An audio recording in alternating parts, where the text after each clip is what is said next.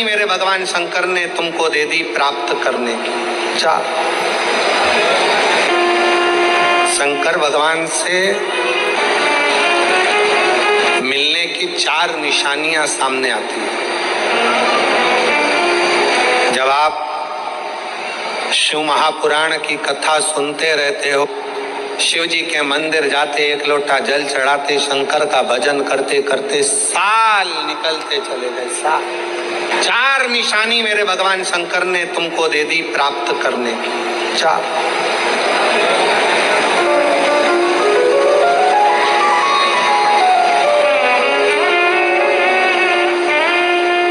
संकेत शिव मिलने के, शिव समागम के, शंकर को प्राप्त के।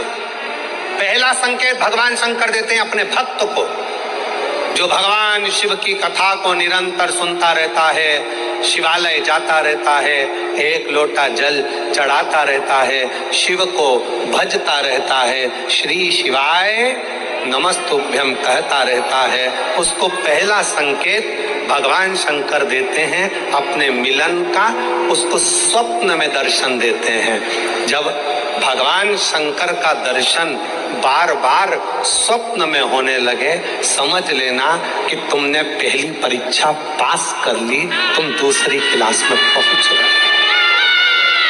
दूसरी क्लास। शिव जी से मिलने के चार संकेत मेरे भगवान शंकर दे देते। पहला संकेत कौन सा है? जम के उत्तर दो। शंकर भगवान जम के बोलो। काय में आने लगे? सपने। और रात शाम, वो कहते हैं ना, रात शाम सपने में आए। वो कहते रात शिव सपने में आए, बोले मेरे सपने में आए, और गंगा बहा गए, गंगा बहा गए। भगवान शिव जब स्वप्न में दिखने लगे, स्वप्न में आने लगे, स्वप्न में दिखने लगे, समझ लेना तुम्हारी पहली परीक्षा पास हो गई और तुम आगे बढ़ गए। आगे अब शिव तुम्हारे करीब में आ रहे हैं। दूसरा संकेत भगवान शंकर देते हैं शिव महापुराण की कथा सुनने वालों को। पहला संकेत शिव जी ने दिया, अगर शंकर सपने में आए समझ लेना शिव जल्दी मिलने वाले हैं। दूसरा संकेत, जिस शिवलिंग की तुम घर में पूजन करते हो, जिस शिवलिंग के मंदिर में पूजन करते हो, मान लो वो शिवलिंग कभी तुमको उसमें शंकर का प्रतिबिंब दिखने लगे, कभी तुम्हें ऐसा लगे कि कोई मुझे झांक रहा है, कभी तुम्हें ऐसे लगे कि मंदिर में और कोई भी है, तुम्हें कभी लगने लगे कि ये शंकर का शिवलिंग हिल रहा है, कभी तुम्हें लगे तुम्हारे घर में रखा हुआ शंकर का शिवलिंग कोई मनुष्य की आकृति जैसा दिख रहा है, कभी तुमने लगने लगे कि जिस मंदिर में मैं जाती हूँ वहां का शंकर का शिवलिंग ऐसा लग रहा है कि मंदिर में और भी लोग बैठे हैं। तुम मंदिर से निकल रही थी, पीछे से कोई की आवाज आई, तुमने पलट कर देखा कोई नहीं, तुम्हें लगने लगे, समझ लेना कि तुमने शिव पुराण की दूसरी परीक्षा पास कर ली। शंकर तुम्हारे करीब में आने चाहिए, शिव तुम्हारे करीब में आ रहे हैं।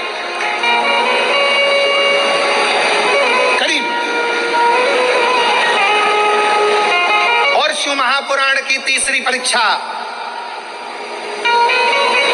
शंकर संकेत देते हैं मिलन का संकेत। पहला संकेत स्वप्न, दूसरा संकेत अपने इष्ट मूर्ति का हलचल, और तीसरा संकेत जब आप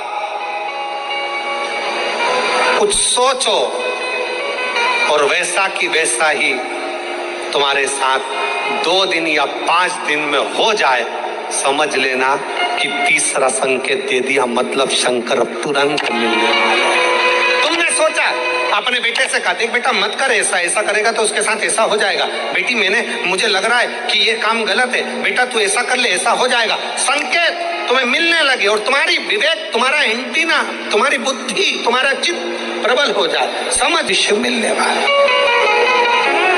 संकेत शिव तीसरे नंबर का संकेत भगवान शंकर देते हैं, जब आप शंकर के मंदिर में जाकर बैठो या अपने पूजन के स्थल पर जाकर बैठो और शंकर जी से आप बात कर रहे हो और उसका जवाब शिव देना प्रारंभ कर दें, संकेत में देना चालू कर दे, समझ लो शिव मिलने वाला। चौथा संकेत, अब चतुर्थ नंबर का संकेत, और ये संकेत नहीं, ये शिव का मिलना है। जब ये 3 परीक्षा पास हो जाती है तो चौथे नंबर की परीक्षा पास करने की जरूरत नहीं पड़ती है। दुनिया के लोग कहते हैं कि भगवान आते हैं, 2-4 घंटे रुकते हैं, सब झूठ है। भगवान एक क्षण के लिए आता है और तुम्हारे सामने आकर तुम्हारे सामने से निकल कर चले जाता है और तुम्हें महसूस करा देता है कि मैं तेरे सामने आया था और निकल कर चले गया,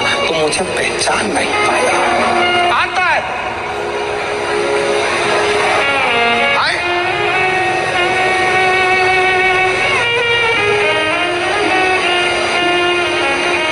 5 दिन की शिव पुराण चल रही है, सुबह से लेकर रात तक, रात से लेकर सुबह तक, सुबह से लेकर रात तक 5 दिन कि यह शिव पुराण कल विराम हो जाएगी। कल तक में तुमने 5 दिन जो सवेरे भोजन से लेकर, नाश्ते से लेकर रात को सोने तक और सोने से सुबह तक, सुबह से फिर रात तक जो क्रम करा, 5 दिन का क्रम उठाकर देखना। अगर तुमने दिल से पंडाल में शिव महापुराण की कथा सुनी है तो श्रवण करने वाले को एक क्षण के लिए शंकर का दर्शन होता जरूर है, भले वो किसी अंश रूप में हो, वो होगा। जब ये शिव का लोक है, शंकर का लोक है, तो जब हम हृदय से भगवान शिव को पुकारते हैं तो एक क्षण के लिए शिव आता जरूर। श्री शिवाय नमस्तु। चित्तवृत्ति में वही समाहित, वही। कोई पुण्य का भागी नहीं है, सबके सिर पर पाप की गठरिया। पार्वती, अमरनाथ की गुफा में भगवान शंकर कहते हैं, संसार सागर में कलयुग में आपका जन्म हुआ है तो मस्तक पर पाप की गठरिया भरी पड़ी है। कोई तुमसे कहे कि हमारा श्राप लग जाएगा, बद्दुआ लग जाएगी, ये लग जाएगा, वो लग जाएगा, दुनिया के लोग तुम्हें डराएंगे, धमकाएंगे, डरने की जरूरत नहीं है। संसार सागर में कोई दूध का धुला हुआ नहीं है। शिव पार्वती से कहते हैं, संसार में वही श्रेष्ठ है जो शिव की आराधना में डूबा है और शंकर के मंत्र का स्मरण कर रहा है। पाप सबके माथे पर है। 4 स्थान पर हर व्यक्ति से पाप होता है। पहला, झाड़ू लगाते समय छोटे जीव मर जाते हैं, पाप माथे चढ़ जाता है। दूसरा, वस्त्र धोते समय, नहाते समय छोटे छोटे जीव मर जाते हैं, उसका पाप माथे चढ़ जाता है। तीसरा, अग्नि जलाते समय, भोजन बनाते समय, लाइट जलाते समय छोटे छोटे पतंगे मर जाते हैं, उसका पाप माथे चढ़ जाता है। चौथा, अपने घर से चलकर जब हम कहीं जाते हैं, अपने पांव के नीचे छोटे छोटे जीव मर जाते हैं, उसका पाप माथे चढ़ जाता है। 4 स्थान पर हर व्यक्ति से पाप होता है। प्रत्येक व्यक्ति के मस्तक पर पाप बंधा रहता है। पर सुन पार्वती, जो प्रतिदिन शिवालय में जाकर 1 लोटा जल शंकर को समर्पित करता है, वो धीरे धीरे पाप से मुक्त होकर मेरा अपना होते चले जाता है और वो संसार सागर से मुक्त हो जाता है। डराया गया संसार में, लोगों ने खूब डराया आप लोगों को, ऐसा मत करना पाप लग जाएगा, ऐसा मत करना पाप लग जाएगा, ये मत करना पाप लग जाएगा, भगवान को ऐसे भोग लगा दिया पाप लग जाएगा, भगवान को ऐसे जल चढ़ा दिया पाप लग जाएगा, भगवान को ऐसा कर दिया पाप लग जाएगा, भगवान को ऐसे प्रणाम कर लिया पाप लग जाएगा। शिव महापुराण ने सब कुछ समाप्त कर दिया। शिव महापुराण ने तो एक ही बात कही कि बच्चा गंदे नाली में गिर जाए, बच्चा गंदे पानी में गिर जाए, बच्चा गंदे कीचड़ में गिर जाए, उसको कोई नहीं उठाएगा, कोई गले से नहीं लगाएगा। बच्चा कीचड़ में गिरा हुआ केवल एक माँ और एक बाप होते हैं जो कीचड़ में गिरे हुए बच्चे के कपड़े नहीं देखते, उसको गले से लगा लेते हैं। उसी तरह संसार में कितना भी पाप हो जाए, शंकर के मंदिर जाना मत छोड़ना, क्योंकि वो पाप ऐसा है कि तुम कितने भी पापी हो तो भी गले से लगाकर तुम्हें तार देगा, तो भी तार देगा।